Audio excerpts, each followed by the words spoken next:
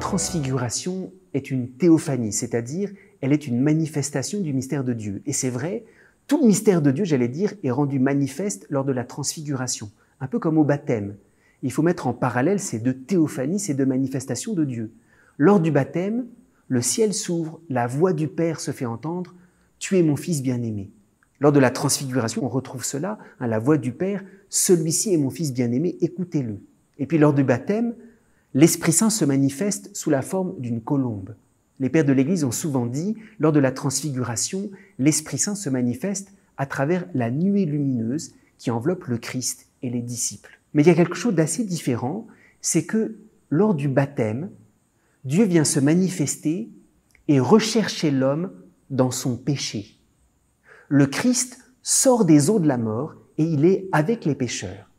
J'allais dire, lors de la transfiguration, il y a quelque chose de nouveau qui est très important dans la croissance de la vie spirituelle.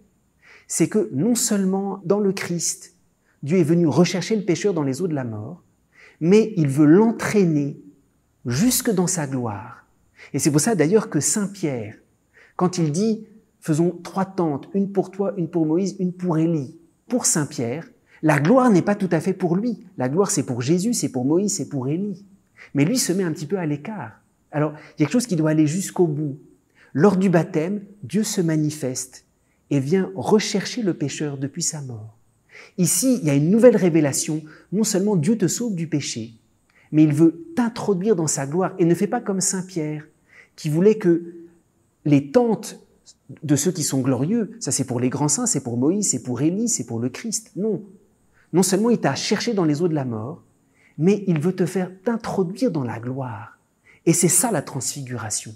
C'est l'ambition de gloire que Dieu veut donner aux hommes. Nous, parfois, on s'arrête. Dieu m'a sauvé du péché. Très bien. Dieu veut pas seulement me sauver du péché, la véritable filiation. Dieu veut se manifester, et c'est ça la théophanie. Dieu veut se manifester en moi-même, et que moi-même je sois rayonnant de la gloire du Père. Alors, cette théophanie, en réalité, c'est le mystère de Dieu qui veut jusqu'au bout s'emparer des hommes. Non seulement il les a sauvés du péché, mais la véritable filiation. C'est avec Jésus, on entend Dieu le Père qui nous dit « Tu es mon Fils bien-aimé, tu es beau pour moi, tu es rayonnant de gloire pour moi ».